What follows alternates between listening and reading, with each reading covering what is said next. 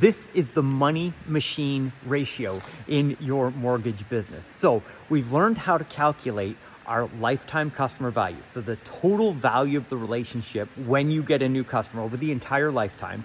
And we figured out how to get our customer acquisition costs. So how much it costs us in advertising in order to acquire that customer.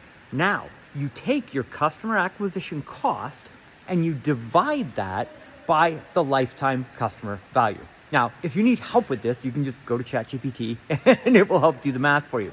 But what it's going to do when you do that division is it's going to spit out a number.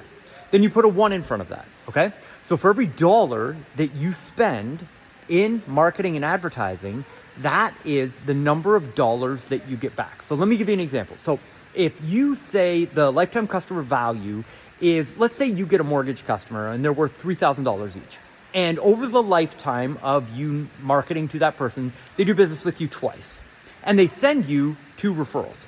So that person is worth 4 deals at $3,000. So our lifetime customer value is $12,000, right? Well, then let's say it costs us $1,000 in marketing and advertising in order to acquire that customer.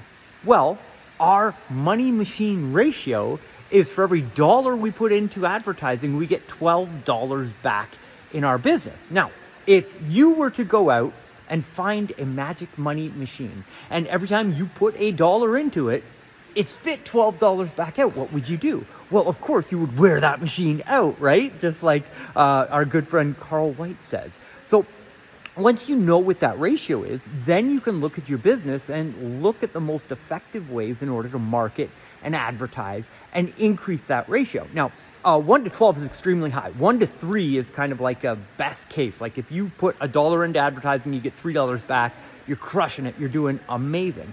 But what it allows us to do is look at your business effectively. When we're looking at making our marketing plan for next year, and we say, okay, where are we going to invest our dollars that are going to create the highest return on our money machine math, right? And so you want to start with your past customer database. Then you want to move to past referral partners. So these are the people that you've done business with over the last 2 or 3 years that you've fallen out of touch with. Oh my goodness, she's doing it. Look. She's doing it. Great job, Emily. Oh, that's amazing. Okay. And then you've got your past referral partners, then new qualified referral partners. So not just referral partners, but qualified referral partners. Then you want to look at the intake process in your mortgage business and say, how do I get more referral partners? And you do that by surveying your customers as you're taking the application. And you say, okay, hey, what financial planner do you use? Do you have an insurance relationship? And you query them on all the relationships that they can introduce you to, or the relationships they don't have that you can then use to introduce them to your partners, and you can use that to build referral relationships.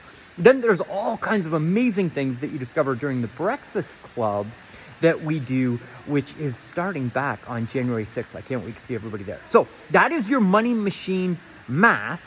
And I would love to know what you think. Leave a comment below and make sure you follow the channel for more information. Hope you're having a great day.